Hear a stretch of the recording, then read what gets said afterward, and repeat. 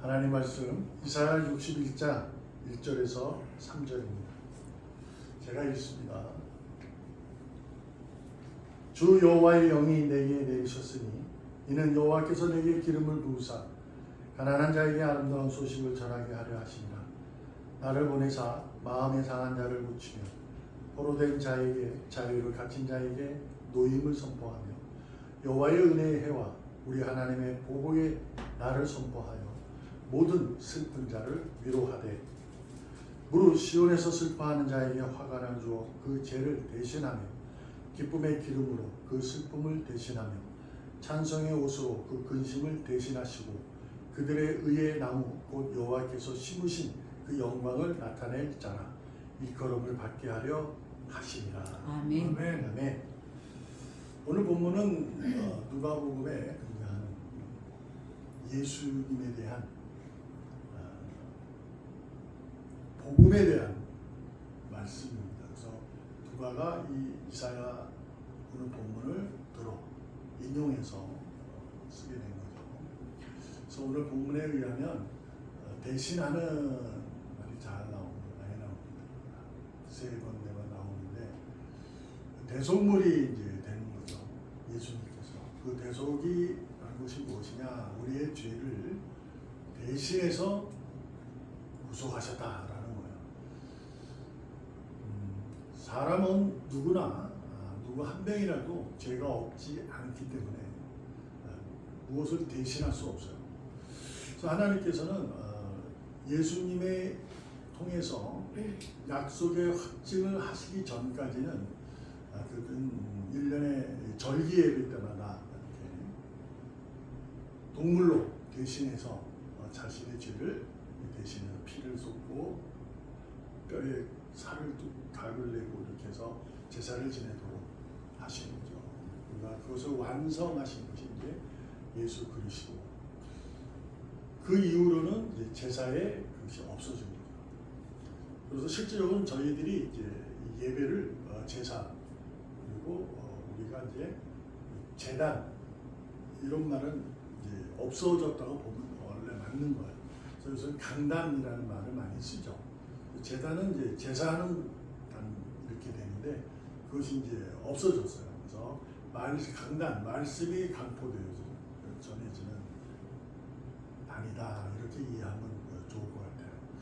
물론 제단이라 해서 그 말이 뭐 우리가 신앙생활한테 뭐 도움이 안 되고 금지는 아니니까 괜찮지만 그래도 적어도 우리는 이제 내가 제사장 만인의 제사장이잖아요.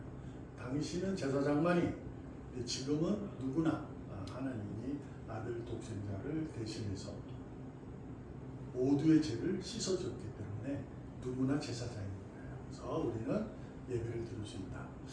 그러므로 우리가 형식적으로 이렇게 예배를 드릴 때 그러면 이게 뭐냐? 목사가 제사장인가? 목사도 제사장이에요. 그러나 여러분과 동일한 입장이 제사장이고 목사의 역할은 말씀을 전하는 거죠. 말씀을 전하는 거. 그래서 하나님을 증거하는 자가 이제 목사의 역할이 되는 겁니다. 그래서 오늘 본문 속에서 우리가 그것을 가지고 여러분과 저는 내가 제사장이라는 것에 뿌듯한 자부심이 가지셔야 돼서 우리가 필요한 것은 내가 하나님의 자녀로서 하나님을 찬양할 수 있다는 그 이름을 직접 부를 수 있고 그분에게 찬양할 수 있다는 사실에 여러분 늘 감사하며 살 수 있어야 돼요. 근데 그것이 바로 예수님이 우리를 죄를 대신했기 때문입니다. 결국 우리가 이제 설교를 통해서 많은 걸 듣지만 삶이 이렇게 속에서 이제 우리가 종교라는 것을 갖게 되는 것, 어떠한 신을 믿게 되는 것은 삶이 그만큼 사회가 그만큼 쉽지 않다는 거죠. 어렵고 내일도 잘 모르겠고 어떻게 해야 잘 되어지고 이런 것에 대한 정확한 것이 없기 때문에 종교가 필요하고 그다음에 신도 필요하고 윤택한 삶 그리고 죽음에 대한 두려움 이런 것들도 있는 거죠. 그래서 설교도 그러한 부분이 가장 많아요. 그래서 고난 많고 고통, 힘듦 이런 게 많아요. 또 성경의 역사를 봐도 그러한 일들이 무궁무진하게 역사 속에서 드러나죠.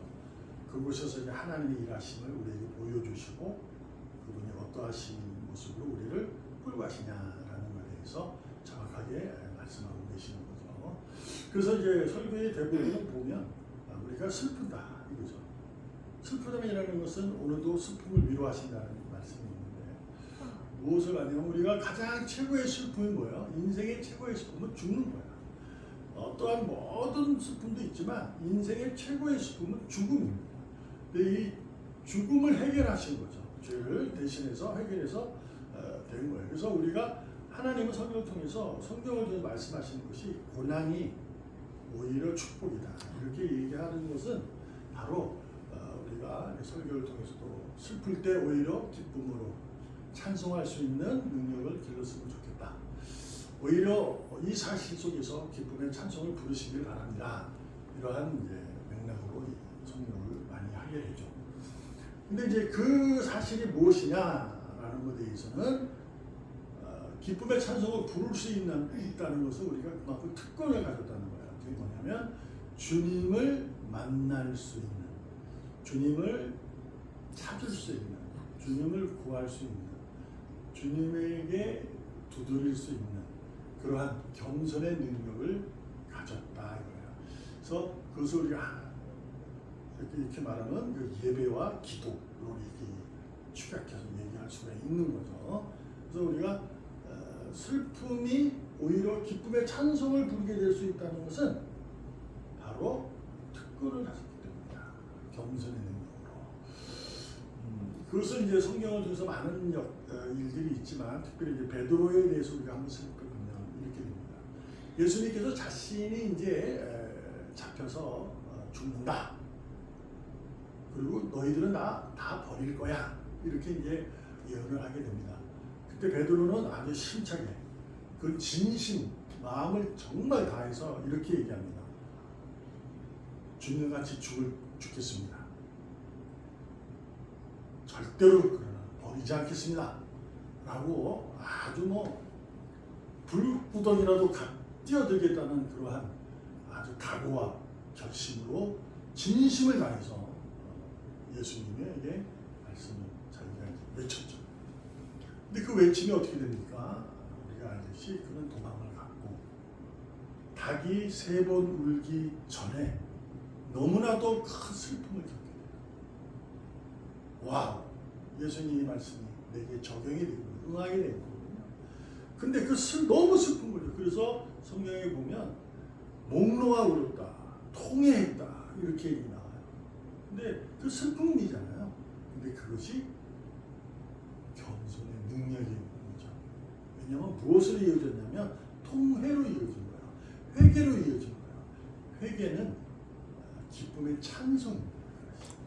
우리가 기쁨의 찬송을 부른다. 슬픔 속에 기쁨의 찬송을 부른다는 것은 우리 삶이 이렇게 어려운데 기뻐하고 이렇게 부르는 뭐하는 그러한 형식의 모습도 있을 수 있겠지만 쉽지 않잖아요. 어떤 사람들이 보면은 저 사람 미쳤다 그러고 할 수도 있는 거거든요. 그래서 우리가 분명히 이해해야 될 것은 슬픔이 고난이 축복이고 기쁨이다 라고 할 때는 우리가 주님 앞에 다시 돌아갈 수 있는 주님의 손을 다시 한번 굳게 붙잡을 수 있는 그런 기회가 되기 때문에 그러한 순간이 되는 회개의 시간이 되기 때문에 기쁨의 찬송의 시간이다 라는 것을 알 수 있어요. 베드로는 그 이후로 그는 변함을 얻게 되죠. 물론 부활하신 주님을 만나서 완전히 변하는 모습을 보게 되지만 우리가 이제 회개라는 것에 대해서 자신이 얼마나 연약하고 주님 앞에 그렇게 떵떵하게 자기 이제 제자들보다 자기가 수제자로 생각해서 당당하게 외쳤던 것이 얼마나 교만스러운지를 깨닫고 그는 회개의 길을 걷게 된 거죠. 여러분과 저는 바로 슬픔 속에 기쁨의 찬송을 부를 수 있다는 것은 오늘도 주님께서 여러분과 저의 삶을 대신하고 있기 때문에 믿습니다. 그분이 우리의 죄를 대신해서 끝내시고 그걸로 끝을 내신 분이 아니라 오늘도 우리를 사랑으로 이끄세요. 그래서 우리가 어떤 사람일지라도 존재 자체를 사랑하셔서 오늘도 대신해서 사랑을 베풀고 있어요. 그래서 우리의 모든 삶은 주님의 손길과 사랑인 거예요. 이것이 여러분과 저의 믿음으로 확인이 되어야만이 우리가 슬픔 속에 기쁨으로 찬송이 부러질 수 있다. 주님께서 슬픔 속에 우리와 함께 하심을 우리는 믿으셔야 됩니다. 그런데 중요한 건 뭐냐면 믿는다는 그거에 대해서는 능력이 필요한 거예요. 어떤 거냐? 주님은 강요하지 않아요. 내게 오라, 와라, 나만을 믿어라, 그렇게 하지 않아요. 그냥 문 밖에서 똑똑 두들겨요. 강요하지 않아요. 근데 우리가 그것이 뭐냐? 믿음으로 붙잡는 건 뭐냐면 이 믿음이라는 것이 바로 대신하는 주님에 대한 것을 바라보고 회개로 돌아가 예배와 기도로 주님을 만나는 그러한 우리의 모습이 되어야 한다.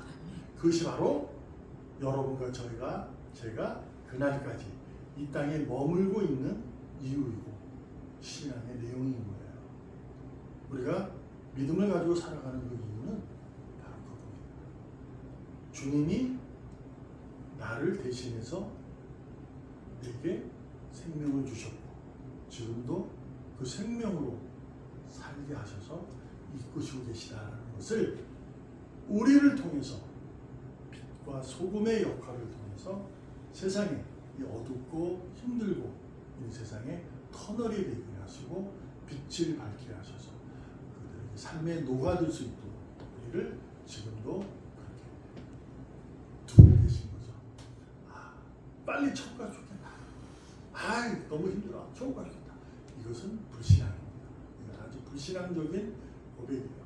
그거는 이제 하면 안 돼요. 옛날에 많이 그랬죠. 하늘나라는 좋은 나라고 이 땅은 어두우니까 빨리 죽어야지 예수님. 그러니까 빨리 죽어서 예수 하늘나라 가야지. 그러시면 안 돼요. 하나님이 나를 이 땅에 두신 이유가 있습니다.